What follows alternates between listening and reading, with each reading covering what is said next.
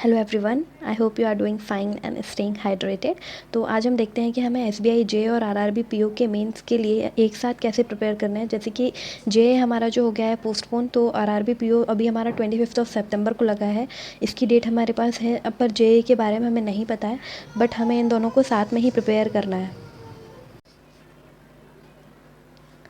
यहाँ पर बेसिक से आपको डिफरेंस अब मैं बता देती हूँ। यहाँ पर क्या होता है, पेपर में हमें एसबीआई जे में जो डिफ़िकल्टी लेवल होता है वो ऑलमोस्ट मॉडरेट होता है, ट्रिकी होता है थोड़ा सा, बट हम इसको मॉडरेट लेवल पे लेंगे। और आरआरबी पीओ मेंस भी वही मॉडरेट लेवल पे आता है। सेक्शनल कट ऑफ एसबीआई जे में जो है वो नहीं होती है और पीओ में जो है वो होती है, ठीक है।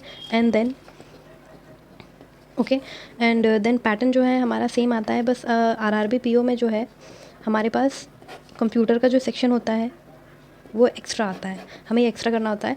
और हमारा जो रीजनल लैंग्वेज होती है, या फिर हिंदी या इंग्लिश हम बोलते हैं जैसे, तो हम हिंदी और इंग्लिश में से किसी को भी ऑप्ट कर सकते हैं। तो ये हमारे पास आरआरबी पीओ में एक ऑप्शन होता है। बट इन दोनों में एक और मेजर डिफरेंस होता है, वो होता है सेक्शनल टाइमिंग का। सेक्शनल टाइमिंग जो होती है वो जे में हमें मिलती है और पीओ में, आरआरबी पीओ में हमें नहीं मिलती है। तो हमें मेन चीज़ हमें यही फोकस में लेनी है कि सेक्शनल टाइमिंग ना होते हुए भी हम आरआरबी पीओ पे कैसे पकड़ पा सकते हैं, हमें कट ऑफ कैसे क्लियर करनी है। तो हम आगे इसकी स्ट्रैटेजी आपको सब्जेक्ट वाइज में बताती हूँ, सेक्शन वाइज कि आपको कैसे प्रिपेयर करना है। आइए चलते हैं आगे। ओके, सो सबसे पहले हम देखते हैं क्वांट के। क्वांट में हमें क्या करना है, हमें सबसे पहले डीआई को अप्रोच करना है, क्योंकि डीआई आती है हमारी 3 to 4 लेवल जो है इन पेपर्स का, ये होता है मॉडरेट। ये हाई बिल्कुल नहीं होता है, मॉडरेट लेवल पे आते हैं। और 3 to 4 आपको डीआई करना है। डेटाबेस डीआई आती है हमारी ज़्यादातर, या फिर एक आएगी आपकी चैप्टर बेस्ड डीआई, बस इससे ज़्यादा इसमें नहीं आएगा। एक चैप्टर बेस्ड आती है, थोड़ी ट्रिकी होती है। अगर आपके बेसिक्स क्लियर हैं तो फिर आपको कोई नहीं रोक सकता है, यहाँ पर आप आराम से कर ले जाओगे। देन हमें अरिथमेटिक के question, yes arithmetic plays important role in this. तो अरिथमेटिक में आपको अगेन वही जो आपने प्री में आपके बेसिक्स तो ऑलमोस्ट क्लियर हो ही गए हैं, तभी आप मेंस में आए हैं। तो आपको बस यही इनको थोड़ा ब्रशअप करना है और क्वेश्चंस को थोड़ा ट्रिकी वे में, लॉजिकल वे में आपको लेके चलना है। तो थोड़ा सा लॉजिक्स लगा के भी आप कर सकते हैं, ज़रूरी नहीं है कि आपको कैलकुलेट करना है। कैलकुलेट कभी कभी आप कैलकुलेट ना करें, बट आप पे अगर लॉजिक सही है, आप अगर सही से सोच पा रहे हैं उसको, तो आप इसको बिना ज़्यादा पेन चलाए भी आप इसके मेंस के क्वेश्चन भी कर लेते हैं। तो बाकी इसमें अप्रॉक्स भी क्वेश्चन आ जाते हैं कभी कभी। एंड देन नंबर सीरीज़ भी आई है लास्ट ईयर तो आरआरबी पीओ में। तो आप ये क्वेश्चंस तो ऑलमोस्ट आते हैं और ठीक आते हैं। बाकी सोर्सेज मैं आपको बता देती हूँ कि आपको बेस्ट सोर्स क्या होगा। मैं कोई पेड कोर्स की मेंबर नहीं हूँ, मैंने कोई भी सब्सक्रिप्शन नहीं ले रखा है, तो मैं सिर्फ आपकी सेल्फ स्टडी करती हूँ। तो यहाँ पर सोर्सेज आपके होते हैं, बेस्ट सोर्स होता है आपका मॉक्स। और मॉक्स में आपको क्या करना है, मॉक आपको सबमिट करना है। एंड देन इसके जो क्वेश्चंस आएंगे आपके पास, इनके क्वेश्चंस को आपको लगाने हैं और देखना है कि आप किन चैप्टर्स में आप टाइम ले रहे हैं ज़्यादा।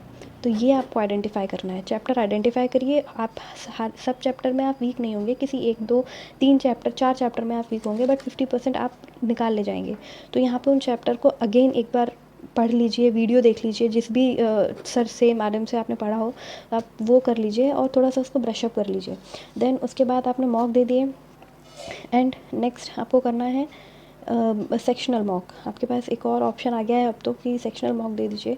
तो सेक्शनल मॉक आप दे भी सकते हैं टाइमर लगा के, क्योंकि इतना बड़ा होता नहीं है, तो आप आराम से ये लगा सकते हैं। अगेन यहाँ पर आप अपने weak area strong area analyse कर सकते हैं। बस आपको इतना ही करना है, कुछ भी नया करने की ज़रूरत नहीं है। आप बस डीआई लगाते रहिए, अरिथमेटिक के क्वेश्चन लगाते रहिए। आपके सोर्सेज मैंने बता दिए हैं। मॉक कौन से यूज़ करने हैं, देखिए मॉक आप कर सकते हैं ऑलिव बोर्ड का, पीएम का, स्मार्ट कीड़ा एंड अड्डा का भी कुछ लोग कहते हैं, तो ये भी आप कर सकते हैं। मेरे पास सिर्फ पीएम और स्मार्ट कीड़ा है।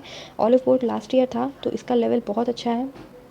तो आप इनमें से कोई भी मॉक लगा लीजिए, आपके पास जो भी मॉक हो, आपको बस लगाने क्वेश्चन से मतलब है आपको क्या करना है। तो मैथ्स के लिए आपका बस यही है। देन अब हम चलते हैं नेक्स्ट सेक्शन में। नेक्स्ट सेक्शन है हमारा रीजनिंग। तो रीजनिंग हमें कैसे प्रिपेयर करना है, तो रीजनिंग आपने पज़ल्स वगैरह आपने सब बनाई हुई हैं, पर ये हमने बनाई है प्री लेवल की। तो हमें यहाँ पर पज़ल में जो है लेवल अप करना है अपना थोड़ा सा। हमें यहाँ पर वेरिएबल वाली पज़ल्स जो होती हैं वो हमें लगानी है। और यहाँ पर जो एसबीआई जे वाले जो क्वेश्चंस होते हैं, यहाँ पर आपको न्यू क्वेश्चंस भी मिलते हैं। तो आपको न्यू क्वेश्चंस जो भी मिले आपको वो भी लगाने हैं। एंड आरआरबी पीओ में ऐसा नहीं होता है। पीओ में जो होता है क्वेश्चन जो है ट्रेडिशनल बेस्ड ही ये फॉलो करते हैं, इनके पास नए क्वेश्चंस ये नहीं देते हैं।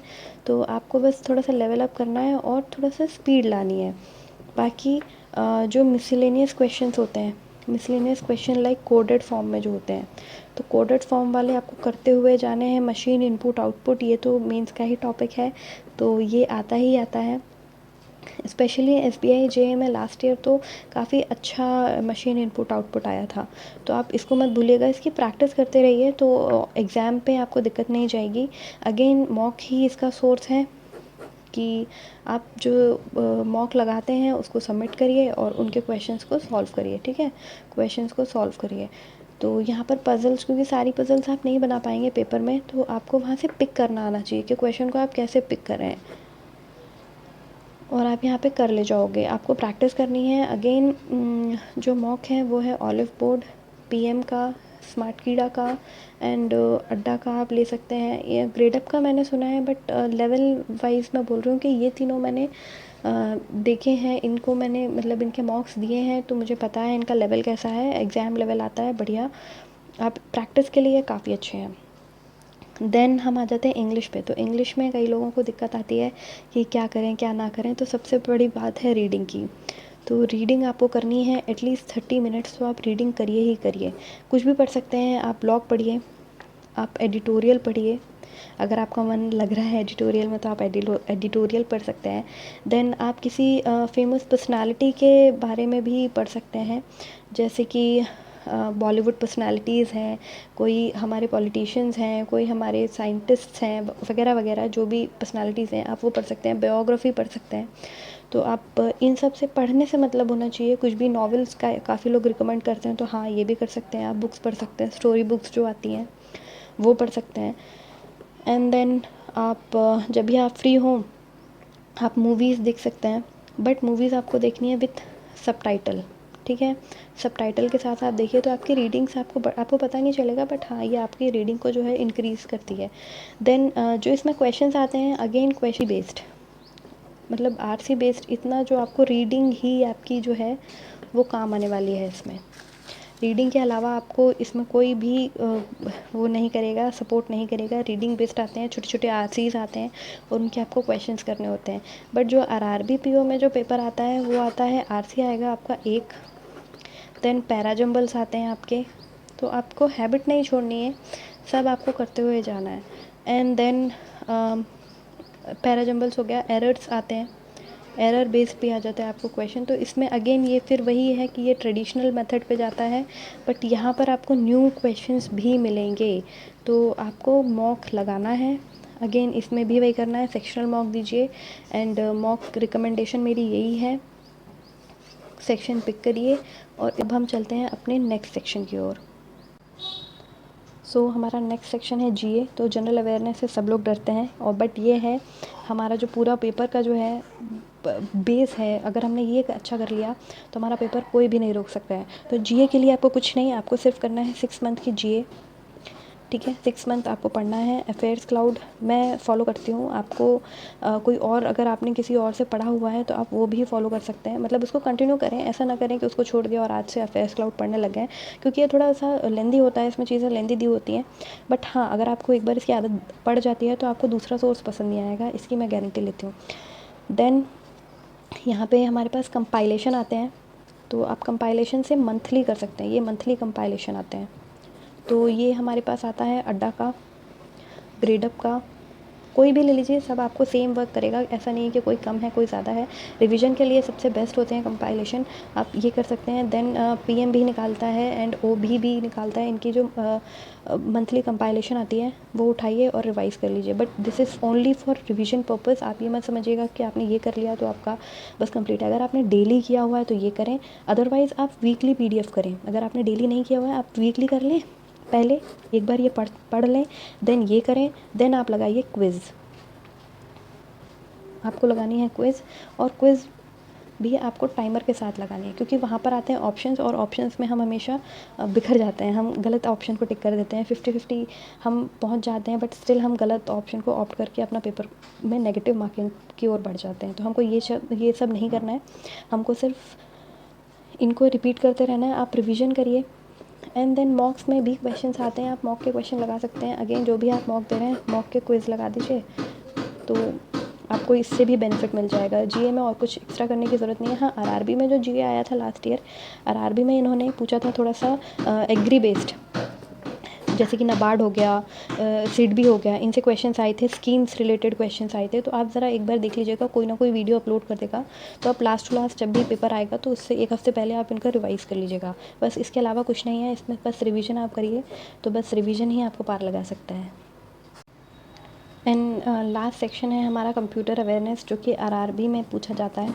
तो आरआरबी पीओ और क्लर्क दोनों में आता है, तो इसमें आपको कुछ भी नया करने की ज़रूरत नहीं है कि आपको बहुत ज़्यादा बुक ऐसी पढ़नी है कि हाँ आपसे बहुत डेप्थ में पूछेगा। नहीं, ऐसा नहीं पूछते हैं। इवन अगर आपने सीएस कर रखी है, जैसे कि आप कंप्यूटर साइंस पढ़ चुके हैं, तो आपके लिए तो ये कोई बड़ी बात नहीं है। बट हाँ, जो कंप्यूटर बैकग्राउंड से नहीं है, जैसे कि मैं कंप्यूटर बैकग्राउंड से नहीं हूँ, बट स्टिल मैंने जब लास्ट ईयर एग्ज़ाम दिया तो मुझे क्या फ़ील हुआ और मुझे मेरी कमी क्या दिखी, तो मैं उसके हिसाब से आपको बता सकती हूँ कि आपको क्या करना चाहिए। तो सबसे पहले आप उठाइए पीडीएफ, कोई भी उठा लीजिए। यहाँ पर आप ओबी की पीडीएफ ले लीजिए। एंड एक और पीडीएफ आती है अड्डा की, हाँ अड्डा की एक पीडीएफ आती है। तो ये कंप्यूटर की पीडीएफ आती है, आई थिंक 30 to 40 पेजेस होते हैं इसमें।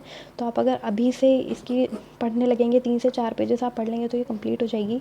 देन आपको जो है मॉक के क्विज़ लगाने हैं, जो आपके मॉक में आ जाएंगे वो क्विज़ लगाने हैं। बेसिकली इनके जो क्वेश्चंस होते हैं आजकल, वो नहीं पूछ रहे हैं कि एक जीबी में कितने हैं, ये नहीं पूछते हैं। फादर ऑफ कंप्यूटर, इस तरीके क्वेश्चन नहीं पूछ रहे हैं। अब ये क्वेश्चंस जो पूछ रहे हैं, ये इनके क्वेश्चंस आते हैं कुछ कुछ रिलेटेड टू माइक्रोसॉफ्ट, ये पूछते हैं। गूगल के प्रोडक्ट्स जो आते हैं, लाइक उनके प्रोडक्ट्स क्या क्या हैं, उससे रिलेटेड उसके फ़ीचर्स के बारे में भी क्वेश्चंस आ जाते हैं।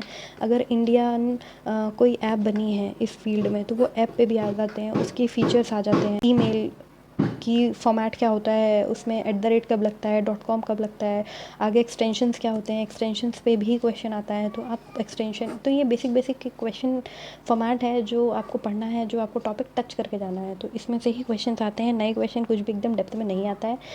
कंप्यूटर आपको सिर्फ इतना ही करना है, आप इससे ज़्यादा मत पढ़िए, क्योंकि अगर आप इसको पढ़ने लगेंगे तो आपके बाकी सेक्शन में आप टाइम कम देंगे, जो कि आपको ज़्यादा लॉस की ओर ले जाएगा। क्योंकि यहाँ पर ये आता है 0.5 मार्क्स का क्वेश्चन, है ना, और बाकी आपको देगा 1 मार्क या फिर 1.25 मार्क। तो आपको उस पर ज़्यादा कॉन्सेंट्रेट करना है। तो यहाँ पर आप अपना सेक्शनल निकाल लीजिए, बस इतना ही आपका मेन एम होना चाहिए, और इतना आप करेंगे तो आपका सेक्शनल आराम से निकल जाएगा। Again PDF source is best source. आपको बस ये 30 से 40 पेज पढ़ने हैं, मॉक के क्विज़ लगाने हैं। इवन अड्डा पे भी क्विज़ आते हैं कंप्यूटर के, आप वो भी लगा सकते हैं। दिस इज़ ऑल्सो गुड, अच्छे क्वेश्चंस हैं यहाँ पर। एंड एक सोर्स मैं भूल गई हूँ ऊपर, जनरल अवेयरनेस का। तो जनरल अवेयरनेस में आप स्टडी आईक्यू भी फॉलो कर सकते हैं। उनकी जो मंथली पीडीएफ आती है 300 बेस्ट एमसीक्यूज़ ऐसे कुछ आता है, वीडियो या पीडीएफ। तो अगर आपको वो मिल जाती है तो आप वो भी कर सकते हैं। तो this is also good. And एक आता है जीके टुडे का आई थिंक आता है 240 क्वेश्चंस मंथली, तो आप ये भी कर सकते हैं। तो these are some sources which are highly recommended by me, and these sources will work for you, definitely these will work. Because and last में बस यही बोलूँगी कि आप अपनी जो है एक्यूरेसी पे काम करिए, कि हाँ एक्यूरेट आप जो भी करें क्वेश्चन को एक्यूरेट करें।